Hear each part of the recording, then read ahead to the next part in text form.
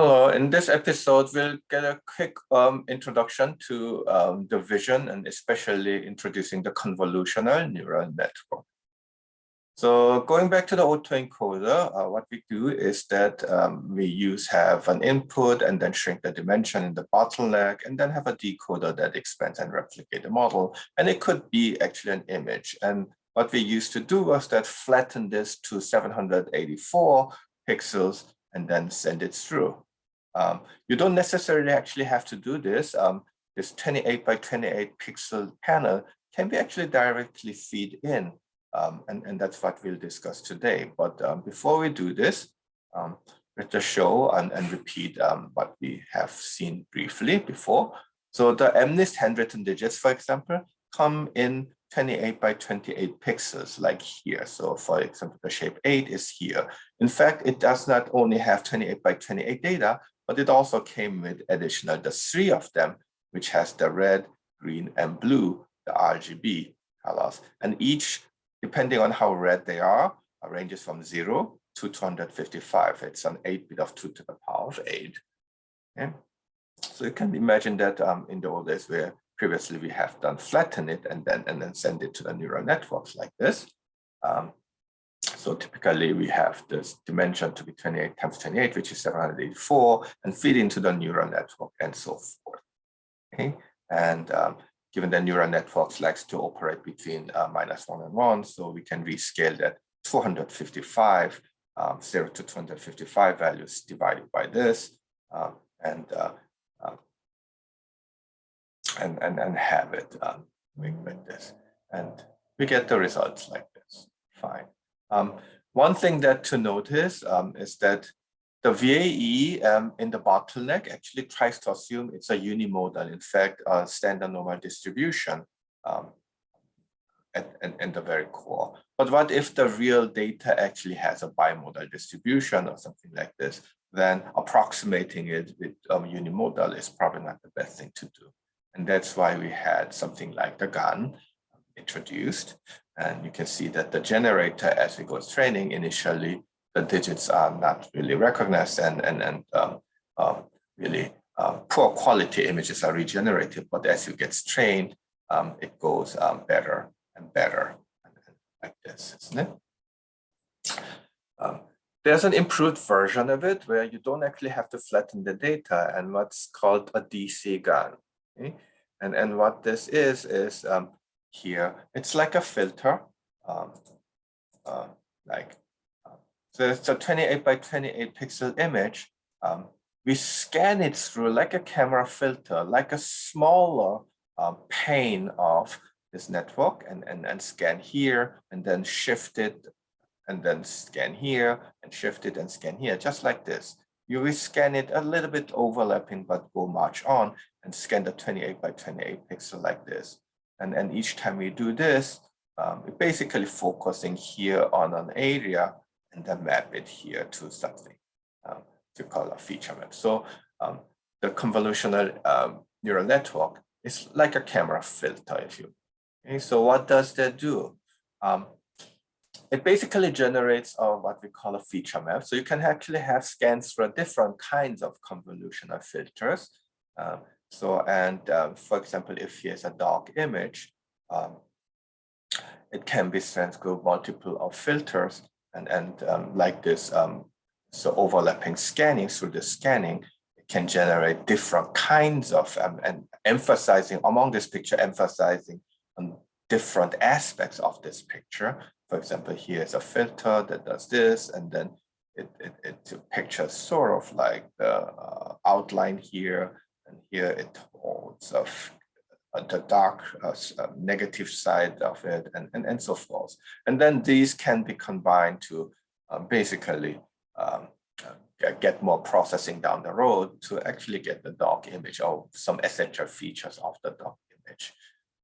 So let's see what the convolution filter actually is. So for example, if there's, let's say, instead of 28 by 28 for simplicity, let's assume that there's a data or pixel image that's coming with a 4 by 4 pixel image like this. Okay? And a convolutional layer is that will overlap, let's say, a 2 by 2 convolutional layer, we'll just map it here, multiply it here, element by element multiplication, and here, meaning we do these kind of things. So what do we get out of it? So a filter is basically multiplying this element by element, overlapping here and multiplying it. So what it will do is that 1 by 1 is 1, add to it 1 times 0 is 0, 4 times 0 is 0, 6 times 1 is 6. So all in all, the convolutional filter operated on here will get you a 7, okay, like this. Likewise, now we can shift this convolutional layer to the next and move it here. So if it moves by 1, for example, then 1 times 1 is 1, and 4 times 1 is 4, and the other ones are 0, so you get a 5. And you can likewise keep shifting. 1 times 1 is 1, 8 times 1 is 8, so you get a 9 here, and you get the idea. You can keep doing this filter. So this is how a convolutional filter completes this map here. Likewise, you could have, there's not necessarily only one convolution filter. You can scan it through a different filter like 0, 1, 1, 0. So this is an off-diagonal filter. And once you do this here, 1 times 0 is 0, 1 times 1 is 1, 4 times 1 is 4, 6 times 0 is 0. So it's a 5 here scanned. And then you can move this filter to the next one and so forth. So you get the idea. So depending on what kind of convolutional layer you kind of scan through, this image will be transformed into a different information, picking up a different information, isn't it? That's what a convolutional layer does, isn't it? For example, and this is very popular, it's a diagonal convolutional layer. Not only it doesn't have to be 2 by 2, but it could have been 3 by 3 matrix or so, and then you can shift it and overlap it. But for this one, what does this do is that it basically picks out the diagonals, isn't it? And it typically emphasizes here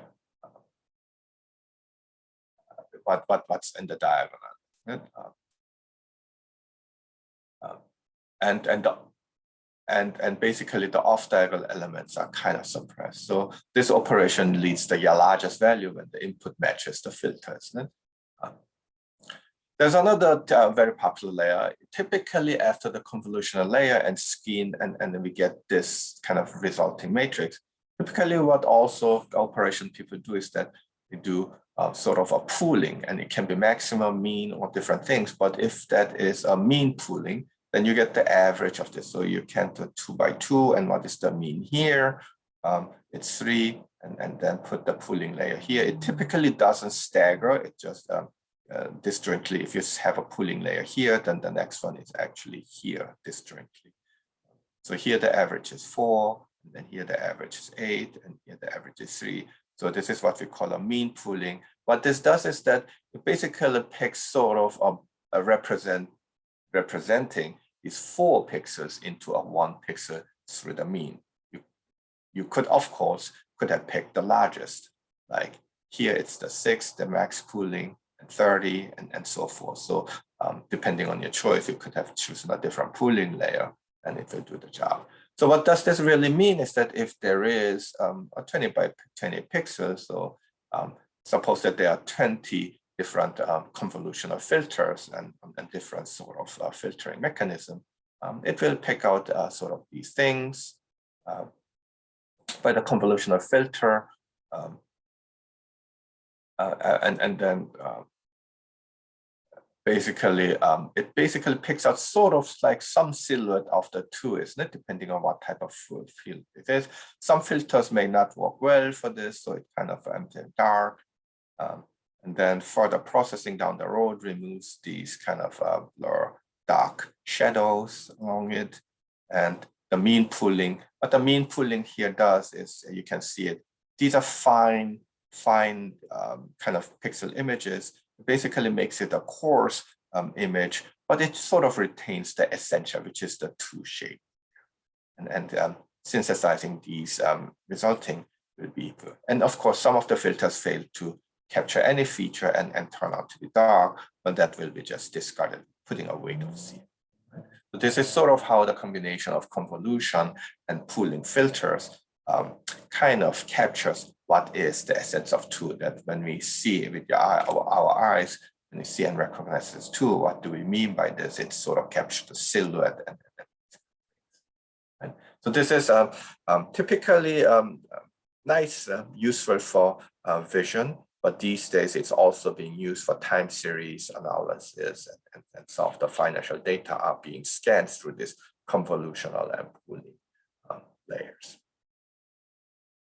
So, for example, for the GAN, if you just use our flattened the pixel, the 28 by 28 pixel flattened to 784, the performance basically looks like this. It sort of starts with a blur image, but it gets better and then eventually comes with this. When you use a convolutional layer, actually, number one, progressively marches with a higher quality, but also even the resulting end result is a lot more crisper image. And that's why people like to use the convolutional layers that flatten the image, go through fully connected layers, right? One more topic on this, how image filters are being used. For example, you may have seen like an old 1800s photo and then being colorized, and you wonder, how do you know which color they wore and all this, and how do they train it? This is actually a simple example of an autoencoder with some image processing. And what they actually conceptually do is that, so here's our typical autoencoder. We just happen to feed the image that replicates itself.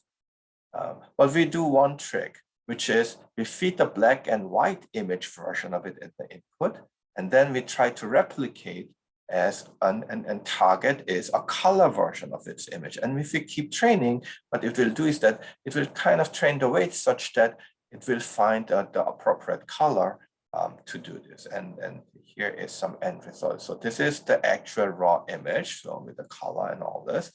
And for some input, we actually make it a gray image like this.